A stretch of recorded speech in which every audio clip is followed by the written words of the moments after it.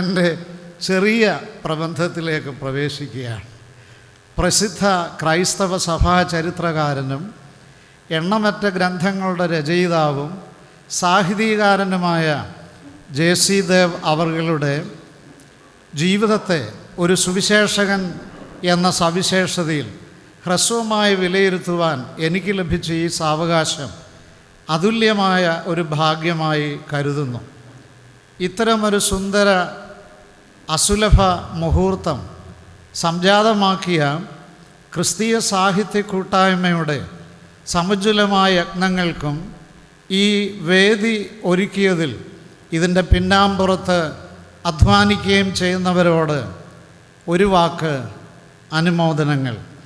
കേരളത്തിൻ്റെ സാംസ്കാരിക തലസ്ഥാനമായ തൃശ്ശൂരിൽ പേരാമംഗലത്ത് ചിറ്റിലപ്പള്ളി എന്ന ഇടത്തരം യാഥാസ്ഥിതിക കത്തോലിക്ക കുടുംബത്തിൽ ജോൺ റോസ ദമ്പതികളുടെ സീമന്തപുത്രനായി 1948 നവംബർ 1 ആ ദിവസം ഭൂജാതനായ CJ ദേവസിക്കുട്ടി അദ്ദേഹത്തിൻ്റെ ബാല്യകാല അഭിലാഷം എന്തുകൊണ്ടും ഒരു കത്തോലിക്ക പുരോഹിതൻ ആകണം എന്നതായിരുന്നു. ഫാദർ വടക്കനുമായി ലഭ്യമായ അടുപ്പം, സാഹിത്യം, കല ഇവയോടൊപ്പം വിപ്ലവാത്മകമായ ചിന്തകൾക്കും ഉള്ളിൽ തീപ്പൊരി വിതറുകയായി. തൃശ്ശൂർ ലേ ലീഡർഷിപ്പ് ട്രെയിനിങ് ഇൻസ്റ്റിറ്റ്യൂട്ട്, മാങ്ങാനം ഗുരുകുൽ എക്യൂമെനിക്കൽ ഇൻസ്റ്റിറ്റ്യൂട്ട് എന്നിവിടങ്ങളിൽ അഭ്യസനം ലഭിച്ചു. യഥാർത്ഥ രക്ഷാനിർണയം പ്രാപിക്കും മുമ്പേ തർസോസിലെ കിലിക്കിക്കാരനായ ശൗലിനെ പോലെ ദൈവം തൻ്റെ മുൻ നിർണയത്തിൽ ഒരു സുവിശേഷകനായി ഈ കഥാപുരുഷനെ വാർത്തെടുക്കുവാൻ ഒരുക്കിയ മുന്നൊരുക്കങ്ങളും നിമിത്തങ്ങളും ആയിരുന്നു എന്ന് രേഖപ്പെടുത്തുന്നതാവും കൂടുതൽ ശരി. മാങ്ങാനം ഗുരുകുൽ എക്യൂമെനിക്കൽ ഇൻസ്റ്റിറ്റ്യൂട്ടിൽ 2 ആഴ്ചകൾ തോറും സംഘടിപ്പിച്ചു പോന്ന ഡിബേറ്റ്, അതിൽ ഒരു പ്രത്യേക സന്ദർഭം വിശ്വാസ സ്നാനം വേദാനുസരണമോ എന്ന പ്രബന്ധം തയ്യാറാക്കി അവതരിപ്പിക്കുന്ന നിയോഗമായിരുന്നു. നമ്മുടെ കഥാപുരുഷന് നറുക്കു വീണു. അത് കാര്യങ്ങളുടെ ഗതിയെ മറ്റൊരു ദിശയിലേക്ക് തിരിച്ചുവിടുകയായി. രക്ഷിക്കപ്പെടുന്നതിന് മുമ്പ് തന്നെ സ്നാനം എന്ന അടിസ്ഥാന സത്യത്തെ പഠിച്ച നിശ്ചയം പ്രാപിക്കുവാനുള്ള സാവകാശം ശ്രീ ജെ.സി. ദേവ് അവർക്ക് കർത്താവ് സമ്മാനിച്ചു. സ്വന്തം കാലിൽ ഉറച്ചു നിന്ന് ജീവസന്ധാരണം നിർവഹിക്കണം എന്ന നിർബന്ധ ബോധത്താൽ കാഞ്ഞിരപ്പള്ളി എന്ന സ്ഥലത്ത്, കോട്ടയത്തിനടുത്ത് ഒരു എസ്റ്റേറ്റിൽ ജോലി തരപ്പെടുവാൻ സംഗതിയായി. അവിടെ വെച്ച് താങ്കൾ യഥാർത്ഥ സന്തോഷവാനോ ഇന്ത്യ എവരി ഹോം ക്രൂസൈഡ് പുറത്തിറക്കിയ മനോഹരമായൊരു ട്രാക്റ്റായിരുന്നു. ആ ലഘുലേഖ വായിച്ചതിലൂടെ ദൈവാത്മാവ് ഈ ഉള്ളത്തോട് സംവദിച്ചു. അങ്ങനെ 1969 ഫെബ്രുവരി മാസം 16 ഇദ്ദേഹത്തിൻ്റെ പ്രഭാഷണ വേദിയിൽ ആ തീയതി ആവർത്തിച്ചുരുവിടുന്നത് എൻ്റെ മനോമുകുരത്തിലും ആഴത്തിൽ പതിഞ്ഞ ഒരു സംഭവമാണ്. ഈ കഥാപുരുഷൻ ദ്വിതീയ ജനനത്തിലേക്ക് അവിടെ നയിക്കപ്പെടുകയായിരുന്നു. തുടർന്ന് തൃശ്ശൂരിൽ മടങ്ങിയെത്തി വടക്കനച്ചൻ്റെ തൊഴിലാളി പത്രത്തിൽ ജോലി തേടി. ബെനഡിക്റ്റൻ സന്യാസ സമൂഹം ഇന്ത്യൻ ശൈലിയിൽ ഇവിടെ ആവിഷ്കരിച്ച് പ്രായോഗികമാക്കുവാൻ ശ്രമിച്ചു പോന്ന വാഗമൺ കുരിശുമല ആശ്രമത്തെ സംബന്ധിച്ച് ഒരു ഫീച്ചർ എഴുതുവാനാണ് ഫാദർ വടക്കൻ ശ്രീ ജെ.സി. ദേവ് അവരെ നിയോഗിച്ചത്. അദ്ദേഹം അവിടെ ചില നാളുകൾ അതോടെ അന്തേവാസിയായി. ആ നാളുകളിൽ തൃശ്ശിനാപ്പള്ളി ശാന്തിവനം ആശ്രമം, പാലാ ഹെർമിസ്റ്റ് ഇന്ത്യൻ മിഷൻ ആദിയായ പ്രവർത്തനങ്ങളുമായും ജെ.സി. ദേവ് അവർക്ക് ഇടപഴകുവാൻ സാധ്യതമായി. 1971 ജൂലൈ 4 വിശ്വാസ സ്നാനം സ്വീകരിച്ചു. അതേ വർഷം ഡിസംബർ മാസം ഒടുവിൽ സുവിശേഷ വേലയ്ക്കായി സ്വയം സമർപ്പിക്കുവാൻ ദൈവത്തിൻ്റെ ആത്മാവ് ഈ മഹാമേരുവിനെ വിളിച്ചടുപ്പിച്ചു. മാനസാന്തരത്തിന് സാധു P.K. ജോൺസൺ അയർക്കുന്നം അവர்களுം വേലയ്ക്ക് വേർതിരിഞ്ഞതിൽ ഡൽഹി മലയാളി പെന്തക്കോസ്ത് പ്രസ്ഥാനത്തിൻ്റെ ധീരനായ വിധാതാവ് പാസ്റ്റർ K.D. ടിമോത്തി അവരുടെയും മാനുഷിക ഉപകരണങ്ങളായി ദൈവം ഉപയോഗിച്ചു. പൂർണ്ണ സമയ സുവിശേഷകൻ എന്ന നിലയിൽ വേർതിരിയും മുമ്പ് തന്നെ സുവിശേഷ പ്രവർത്തനങ്ങളിലുള്ള താല്പര്യവും ഉത്സാഹവും ശ്രീ JC ദേവ് അവറുകളുടെ മുഖമുദ്രയായിരുന്നു. ആദ്യത്തെ പ്രേക്ഷിത ഭൂമികയായി സ്വന്തം ജന്മസ്ഥാനം അത്താണി പരിണമിച്ചു.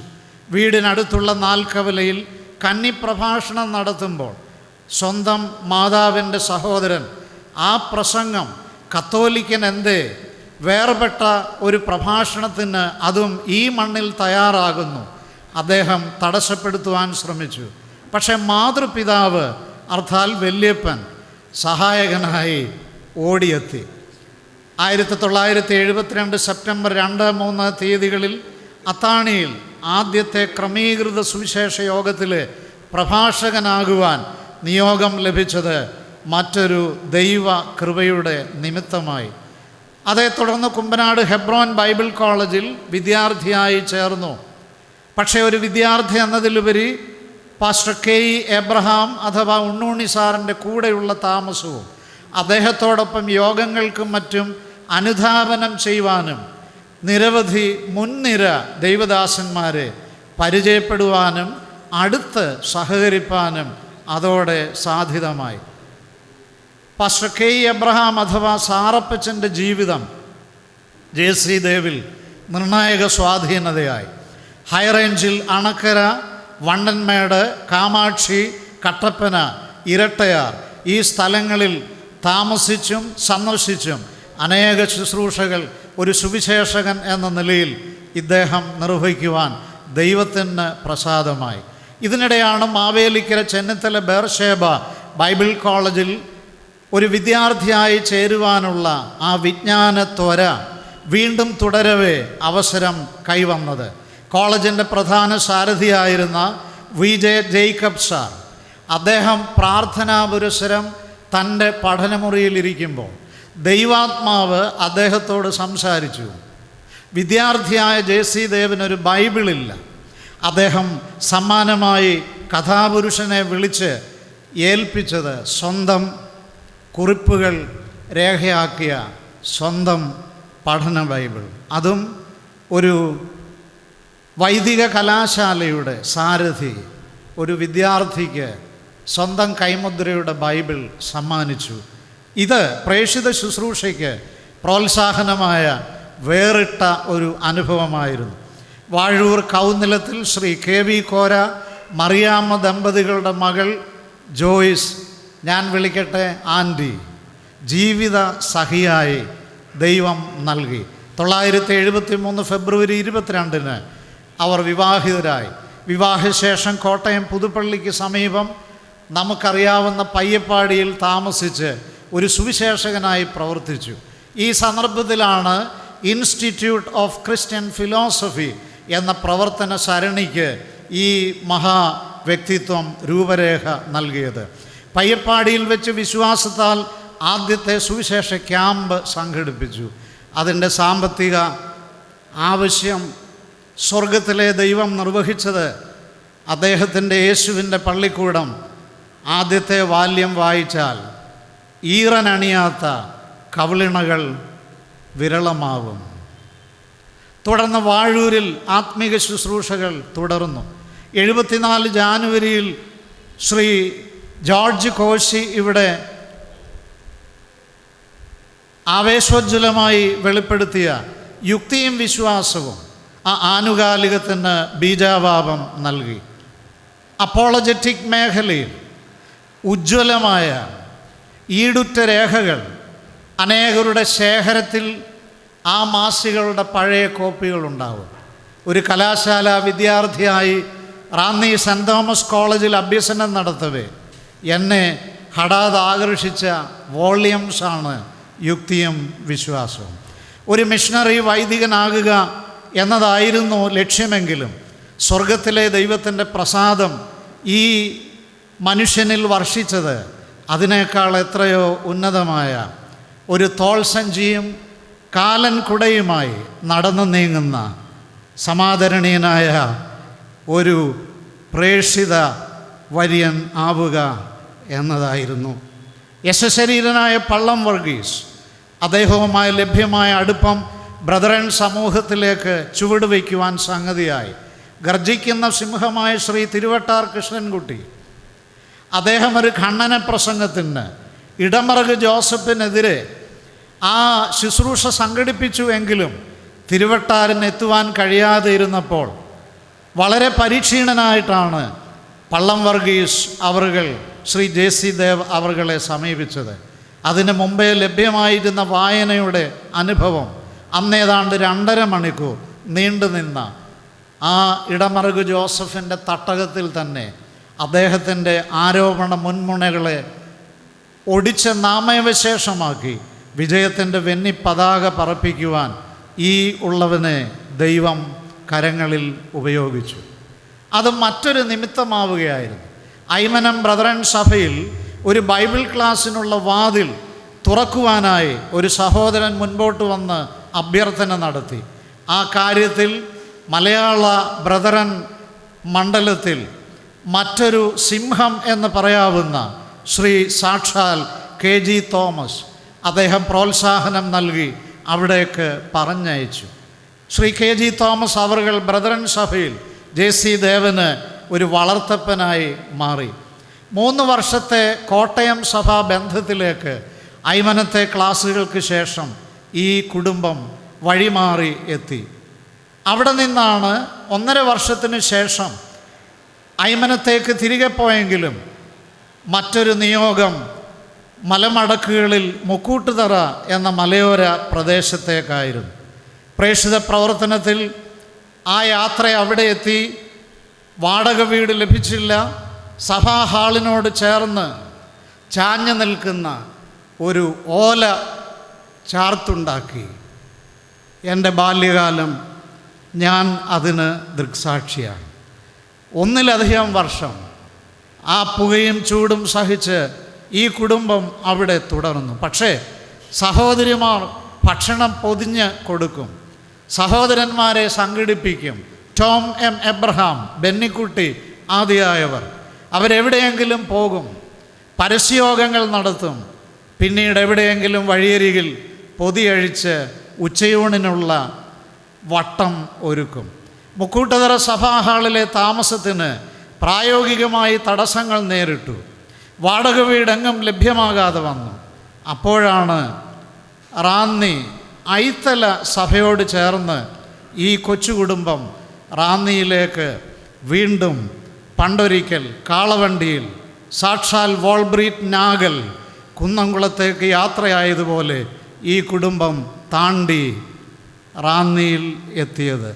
മറ്റൊരു അധ്യായം, ഒരു സുവർണ അധ്യായം ഇവിടെ മലർക്ക് തുറക്കുകയായി. 1987 ജൂലൈ 29 റാന്നി ഭാഗത്തുള്ള സുവിശേഷകന്മാർ ചേർന്ന് ബ്രദറൻ ഗോസ്പൽ ഫെലോഷിപ്പ് എന്ന ആ ചടുലമായ സംരംഭത്തിന് തുടക്കം കോറിയിട്ടു. സഭകൾ തോറും നിരവധി യോഗങ്ങൾ, സെമിനാറുകൾ, ക്യാമ്പുകൾ ഇവ സംഘടിപ്പിച്ചു. റാന്നിയിൽ നിന്ന് ഇന്ത്യയുടെ വിവിധ ഭാഗങ്ങളിൽ കർത്തൃവേലയ്ക്ക് വേർതിരിഞ്ഞു പോയ സുവിശേഷകന്മാരെ ഏവരെയും ഒരുമിച്ച് ചേർത്ത് ഒരു കുടക്കീഴിൽ റാന്നി സിയോൻ കുന്ന് സഭാഹാളിൽ കുടുംബ സമാഗമം സംഘടിപ്പിക്കുവാൻ ഈ കഥാപുരുഷൻ്റെ ഹൃദയത്തിലെ ആത്മപ്രേരണ ചരിത്രത്തിൽ പൊൻലിപിയിൽ തങ്കപാളികളിൽ എഴുതിച്ചേക്കേണ്ട മറ്റൊരു ചരിത്ര രേഖയായി. റാന്നി സെൻറ്റർ സോദരി സമാജം ശക്തിപ്പെടുത്തുന്നതിൽ ഈ ദമ്പതികൾ ഇരുവരും സുശക്തമായ മുഖാന്തരമായി. റാന്നിയിൽ വെച്ചാണ് ലോക സൺഡേ സ്കൂൾ പ്രസ്ഥാനത്തിൻ്റെ 500ാം വാർഷികം സംബന്ധിച്ച് പ്രത്യേകമായ ഒരു സമ്മേളനം സംഘടിപ്പിച്ചത്. ഞാനും അതിൽ അംഗമായിരുന്നു. അച്ചടിയുടെ പ്രാധാന്യം ഇവിടെ ശ്രീ ജോർജ് കോശി ഓർപ്പിച്ചതുപോലെ ഹെർമൻ ഗുണ്ടർട്ടിനെയും അതുപോലെയുള്ള അനവധി ആളുകളെയും മലയാളക്കരയ്ക്ക് തൂലികത്തുമ്പിലൂടെ ആവോളം പരിചയപ്പെടുത്തി ഈ സാരഥി ബഥനി പ്രിൻറ്റേഴ്സ് ആരംഭിച്ചു. വിശ്വാസത്തിൻ്റെ ചുവട്ടടികളായിരുന്നു. ഗൾഫ് യാത്രയിൽ നിന്ന് വേർപെട്ട ദൈവജനത്തിൻ്റെ സംഭാവനകളുടെ ചെറുതുട്ടുകൾ അതിന് പിന്നാമ്പുറമായി. കുട്ടികളുടെയും വിധിവാക്കന്മാരുടെയും സർഗാത്മകതയെ പോഷിപ്പിക്കുവാൻ ശ്രീ ജോർജ് കോശി വീണ്ടും ആവർത്തിക്കുന്നതിൽ ക്ഷമിക്കുക, ഇവിടെ അനുസ്മരിച്ച ബാലസഖി ആരംഭിച്ചു. ശ്രീ ഷാജി ചീങ്കയിൽ അവർകളൊക്കെ ഈ ഒരു ശുശ്രൂഷയ്ക്ക് ഇന്നിവിടെ സാക്ഷികളാണല്ലോ. പന്തൻപുഴയിൽ ഈ സാധുവിനെ മുന്നോട്ട് തള്ളിവിട്ടിട്ട് ഒരു ചെറിയ പ്രഭാഷണം നടത്താൻ പറഞ്ഞു. വിറയാറുന്ന സ്വരത്തിൽ അന്നത്തെ വള്ളി നിക്കർന്ന് അനച്ച് ഞാനും എന്തൊക്കെയോ പുലമ്പി. പക്ഷേ തോളിൽ തട്ടിയിട്ട് അതിങ്ങ് എഴുതി തരണം, ബാലസഖിയിൽ പ്രസിദ്ധീകരിക്കാം. സ്വപ്നം കാണാതിരുന്ന ഒരു സന്ദർഭത്തിൽ എൻ്റെ വാക്കുകൾ അക്ഷരങ്ങളായി ഒരു മാസികയിൽ പ്രത്യക്ഷമായി. ശ്രീ ഷാജി ചീങ്കയിൽ, ജോർജ് കോശി, ഈ സാധു മണ്ണാംകട്ട ഈ വേദിയിൽ വരുവാൻ, അതൊക്കെ ഇന്നലെയിലെ പ്രേരകമായില്ലേ? ദൈവത്തിന് മാത്രം മഹത്വം. ഞാൻ വേഗത്തിൽ അവസാനിപ്പിക്കുന്നു, ഇത് നീണ്ടുപോകും. എൻ്റെ എഴുത്ത് ദൈർഘ്യമാണെങ്കിലും ഞാൻ ചുരുക്കട്ടെ. റാന്നിയിലെ ആ നിവാസത്തിലാണ് അടുത്ത പ്ലാൻ. അതിനുവേണ്ടി പ്രാർത്ഥിക്കുമ്പോൾ പറയാനേറെയുണ്ട്.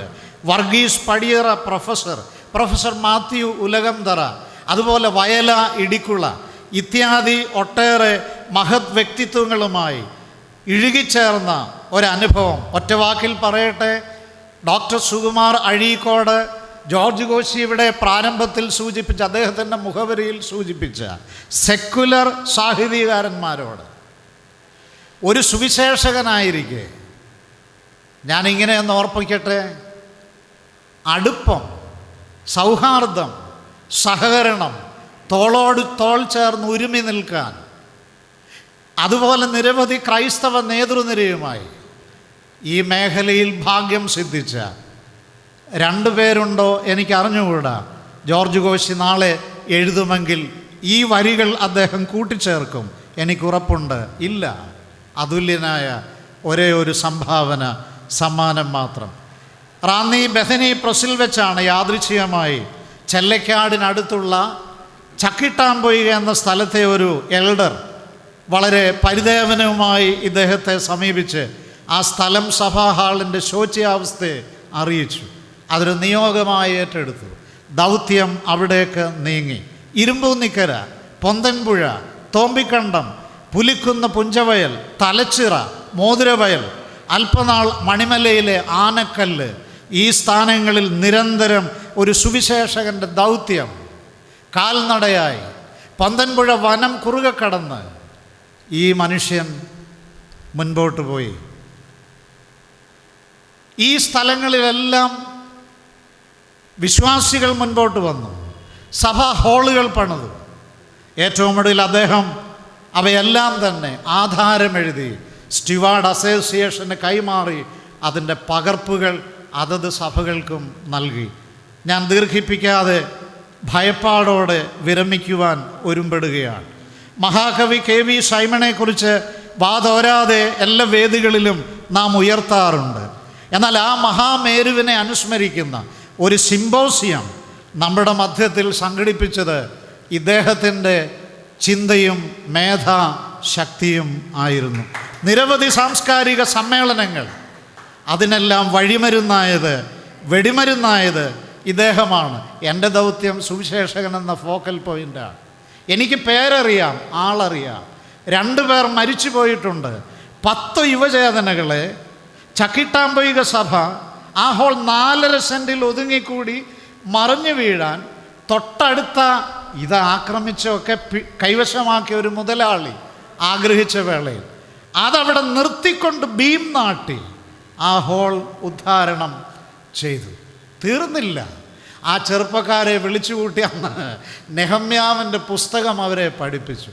അവരൊരുമിച്ച് വന്നിട്ട് പറഞ്ഞു, സർ, ഇതൊരു പാഠശാലയാകണം. ഇദ്ദേഹം പഠിപ്പിച്ചു. അവർ ഈ 6 സ്ഥലം സഭകൾ മാത്രമല്ല, 10-ൽ താഴെ സുവിശേഷകന്മാർ ഇന്ന് വേർപെട്ട സമൂഹത്തിൽ കർത്താവിൻ്റെ വേലക്കാരും സുവിശേഷകരുമാണ്.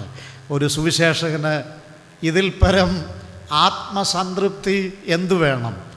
ഞാൻ ഈ JC ദേവ് സാറിനെ, ക്രിസ്തീയ സാഹിത്യ കൂട്ടായ്മ MV ബാബുച്ചായൻ, ഡോക്ടർ OJ ജോൺ എന്നോടും പങ്കിട്ട് പലവരു മഴക്കീറിലെ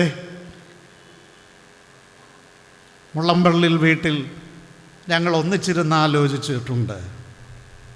ഒരെത്തും പിടിയും കിട്ടാതിരുന്നപ്പോൾ ഞാൻ പറഞ്ഞു, മഴക്കാലം കവിഞ്ഞു പോകാൻ അനുവദിക്കരുത്. അതുകൊണ്ടാകാം ഒരു ശുഷ്കമായ സദസ്സായിപ്പോയത്. സാരമില്ല, ആഗമം മീഡിയ ഇത് ലോകം മുഴുവനും പ്രചരിപ്പിക്കും. തൃശ്ശൂർ മുതൽ ട്രിവാൻഡ്രം വരെ കാൽനടയായി നടന്നുപോയി സുവിശേഷം അറിയിച്ച ആദരണീയനായ ഒരു സുവിശേഷകൻ. നിഴൽ പോലെ അന്നും ഇന്നും എഴുത്തും വായനയും പിന്നാമ്പുറത്ത് നട്ടെല്ലായി ജോയ്സ് ആൻ്റി ചുറുചുറുക്കോടെ. ജോയ്സ് ആൻ്റിയുടെ ചുറുചുറുക്കൊക്കെ ഞങ്ങൾക്കറിയാം. റാന്നിയിലെ ഭവനം ജോർജ് കോശി ഓർത്തതുപോലെ ഞങ്ങളൊക്കെ വിസിറ്റ് ചെയ്തിട്ടുണ്ട്. ആ ആവേശത്തിന് ജോയ്സ് ആൻ്റി ഇന്നും കോട്ടം വന്നിട്ടില്ല.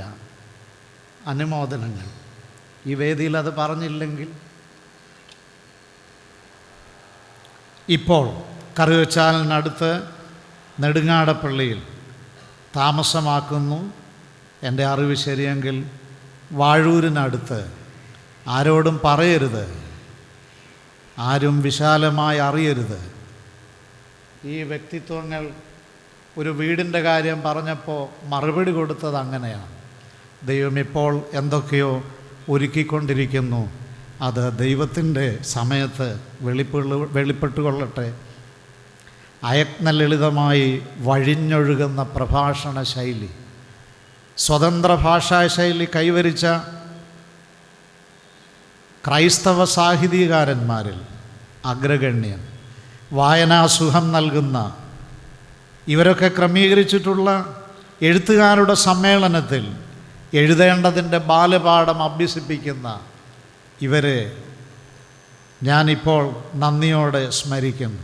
ഒരു വാക്കുകൂടെ, ഒരു അച്ഛനാകാൻ ആഗ്രഹിച്ചു അല്ലേ? കാഷായ വസ്ത്രമൊന്നുമില്ല ഡോക്ടർ ബാബു കെ വർഗീസിനെ പോലെ. പക്ഷെ അങ്ങ് ക്രിസ്തുവിന് വേണ്ടി ഒരു ഭിക്ഷാന്തേഹി, ആ വാക്ക് ഞാൻ ഉപയോഗിക്കണോ? അങ്ങൊരു സന്യാസവര്യനാണ് ജെ.സി. ദേവ്സ. തുടരൂ. തുലയിലെ മഷി ഉണങ്ങാതിരിക്കട്ടെ. സാഹിത്യ സവര്യ ജനലിൽ പിടിച്ച് 3 മണി വരെ ഇരുന്നും നേരത്തെ ഉറങ്ങിയും എഴുന്നേറ്റും ആ എഴുത്ത് തുടരുന്നു. സർവേശ്വരൻ ദീർഘായുസ് നൽകട്ടെ. കുടുംബമൊക്കെ എൻ്റെ എഴുത്തിലുണ്ട്. ആ മകൾ ആഗ്നസ് മദർ തെരേസയെ സ്വാംശീകരിച്ചാണല്ലോ ആ മകൾക്ക് പോലും ആ പേരിട്ടത്.